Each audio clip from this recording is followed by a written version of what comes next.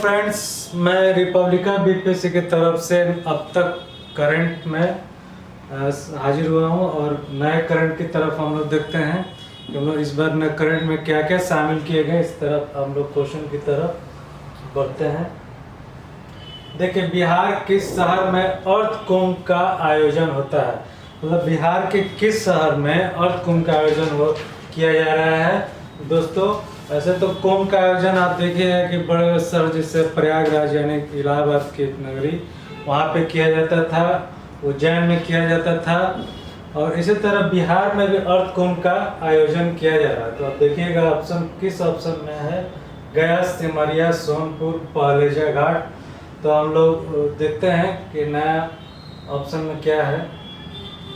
तो देखिए कि बिहार स्थित जो बेगूसराय जिला है वो आपके सिमरिया धाम में अर्थ कुंभ का आयोजन हो रहा है।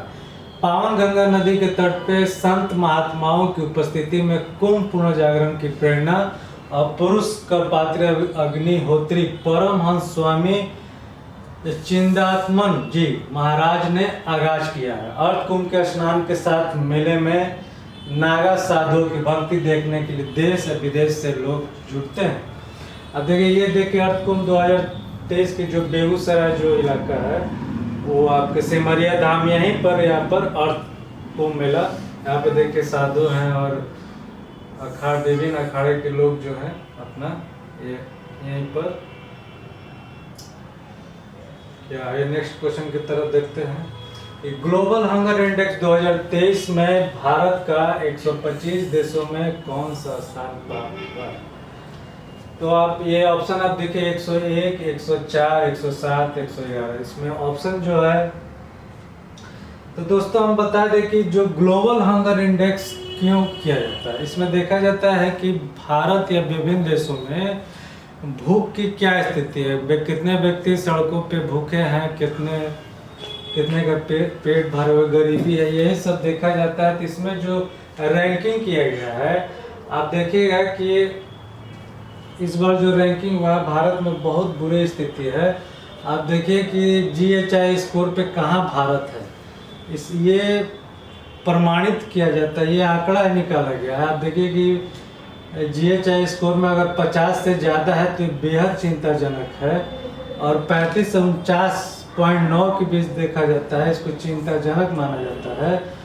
और 20 से 20.0 से 34.9 आप देखिएगा भारत इसी स्थिति में आ रहा है। भारत का जो GHI स्कोर है वो है 28.7, ये बहुत गंभीर माना जाता है। यानी भारत में जो भूखों की स्थिति है, माने भूखे व्यक्ति जो है यहाँ पर बहुत गंभीर की स्थिति में रखा गया है। और सामान्य आपको 10.0 से 19.9 सामान्य में रखा गया है, और ये 9.9 है, इससे कम आता है तो इसको अच्छा माना जाता है।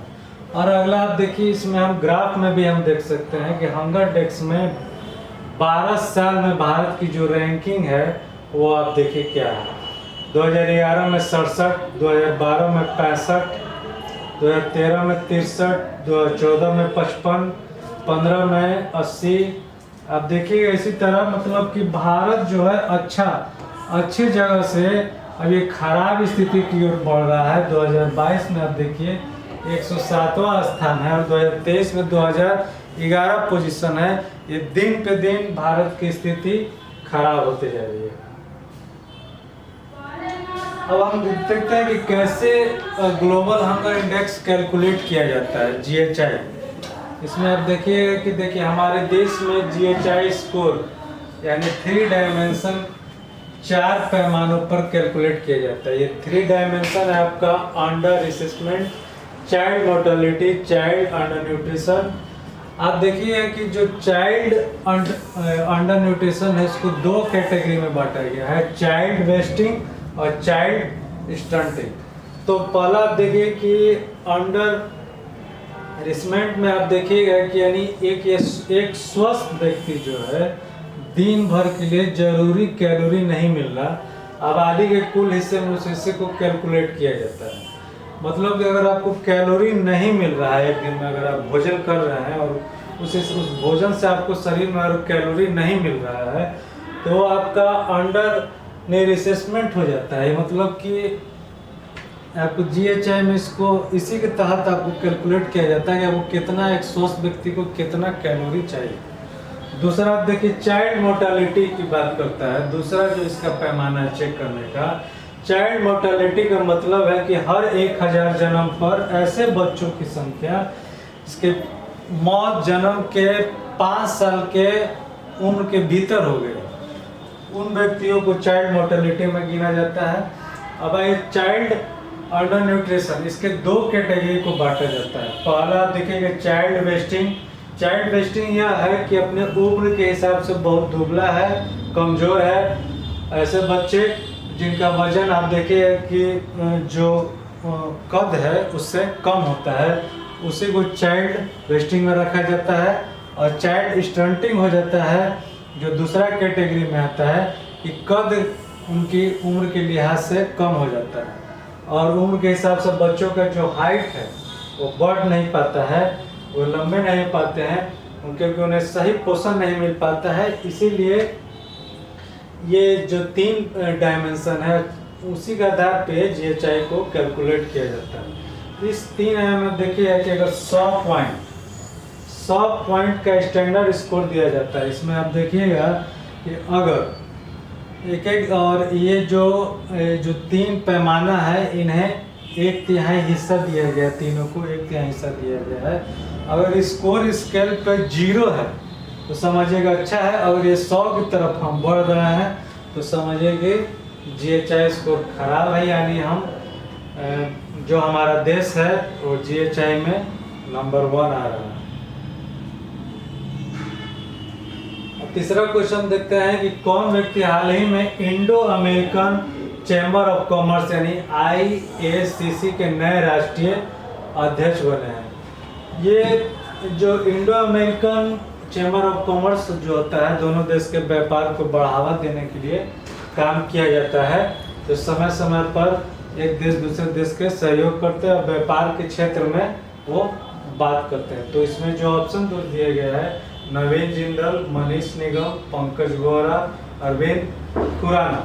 तो आप देखिए इसमें कौन सा है ऑप्शन, आप उसमें चलिए। तो देखिए ये है हमारे पंकज बोरा जो नए IACC के अध्यक्ष हैं। ये 69 वर्षीय चार्टेड अकाउंटेंट रह चुके हैं। ये IACC के राष्ट्रीय अध्यक्ष का पद का भार इन्होंने संभाला है। इनके पास पेशेवर का अनुभव भी है और ये वर्तमान में बोरा जो पंकज बोरा है एंड कंपनी चार्टर्ड अकाउंटेंट में वरिष्ठ भागीदारी के रूप में कार्यरत है। इस तरह आप देखिए कि ये नए IACC के नए अध्यक्ष हैं। चौथा क्वेश्चन है कि हाल ही में बिहार की किस वस्तु को GI टैग नहीं मिला है। दोस्तों हम आपको बता दें कि हाल के दिनों में BPSC क्वेश्चन हो या दरोगा हो या विभिन्न एग्जाम हो, उसमें बिहार राज्य से संबंधित बहुत से क्वेश्चनों को शामिल किया जा रहा है और खासकर GI टैग से संबंधित क्वेश्चन को और शामिल किया जाता है। इसलिए हमने एक नया लिस्ट भी बनाया है कि कौन कौन से वस्तु को GI टैग मिला है, वो भी आपके सामने हम आप लाएंगे।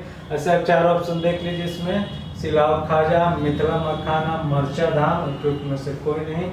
तो आपको ये बताना है कि किसको नहीं मिला। तो देखिए आपके सामने एक पूरा लिस्ट है कि किसको किसको मिला है। इसमें आप देखिए सिलाव खाजा जो खाद्य पदार्थ है, ये आपका नालंदा राजगीर में फेमस है, इसको आपको GI टैग मिला है। सुजनी कढ़ाई हो गया, ये आपका एक हस्तकला यानी हैंडीक्राफ्ट है, ये मुजफ्फरपुर का है। तीसरा हो गया आपका सिक्की ग्रास हैंडीक्राफ्ट, ये भी हस्तकला है, इसको भी आप शामिल किया गया भारत के। एक तरफ से चंपारण जिले का है, वेस्ट चंपारण का है, खासियत है वहाँ का। चौथा है मधुबनी पेंटिंग हस्तकला, इसे भी GI टैग दिया गया है।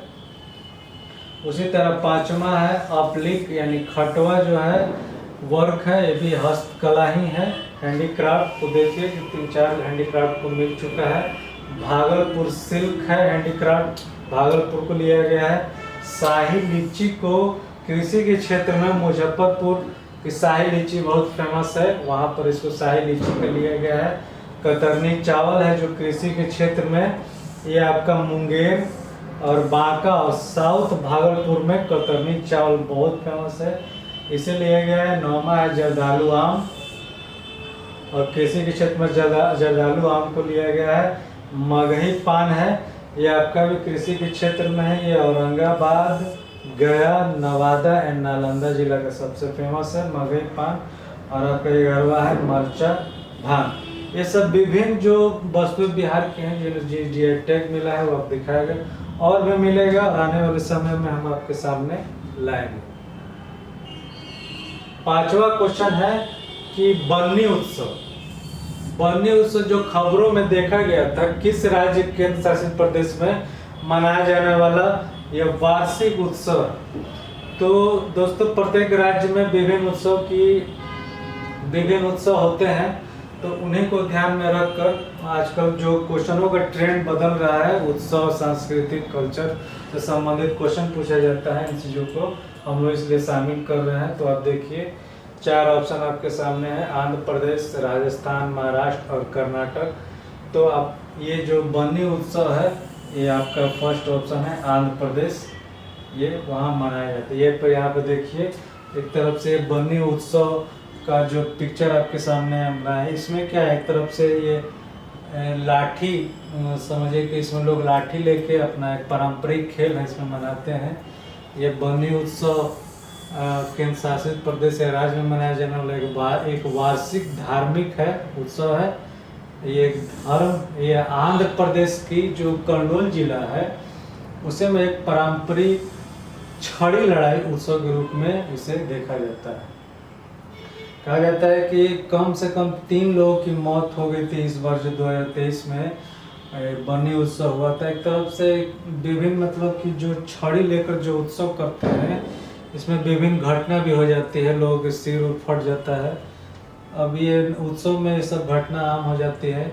इसमें 90 से अधिक लोग घायल भी हो गए थे। मनी और मलासपुर भगवान माला मलेश्वर स्वामी और देवी पार्वती की जीत के उपलक्ष्य में या विजयदशमी की रात को बन्नी उत्सव मनाया जाता है। मैंने पहले भी कहा था कि ये जो उत्सव है धार्मिक उत्सव है, इसीलिए क्योंकि भगवान माला मलेश्वर स्वामी या देवी पार्वती के जीत के उपलक्ष्य में ये मनाया जाता है दोस्तों। इसीलिए आंध्र प्रदेश का ये फेमस क्वेश्चन है। 6ठा क्वेश्चन हम देखिएगा कि ये नोबेल पुरस्कार से संबंधित है कि अमेरिका में जो क्लॉडिया गोल्डिन को किस क्षेत्र में 2023 का नोबेल पुरस्कार मिला है। इससे पहले हम विभिन्न करंट में हमने विभिन्न नोबेल पुरस्कार पे चर्चा किए थे। इसमें इस बार जो क्लॉडिया गोल्डिन को जो पुरस्कार मिला है वो 2023 का, जैसे रसायन, भौतिकी, शांति और अर्थशास्त्र विभिन्न क्षेत्र में दिया गया है। दोस्तों बताइए किस में है। अब देखिए कि अर्थशास्त्र के क्षेत्र में जो 2023 का नोबेल पुरस्कार विजेता है अर्थशास्त्र के क्षेत्र में दिया गया है। और यह पुरस्कार दिया गया है, इनको यह पुरस्कार इसलिए मिला है क्योंकि इन्होंने लेबर मार्केट में महिलाओं की भागीदारी पर रिसर्च की थी। इनकी रिसर्च से लेबर मार्केट में महिलाओं के प्रतिनिधित्व में समय के साथ आए बदलाव और काम में जेंडर गैप के कारणों के मुख्य सोर्स के बारे में बताया गया है। इसीलिए मार्केट पे रिसर्च इन्होंने किया और बताया कि कितनी महिलाओं की जो भागीदारी होती है, उन्होंने इस चीज़ को प्रस्तुत किया। इसलिए इस क्षेत्र में अर्थशास्त्र के क्षेत्र में नोबेल पुरस्कार इन्हें दिया गया। लेकिन इसी दोस्तों ये करंट का अध्याय खत्म होता है। नमस्कार।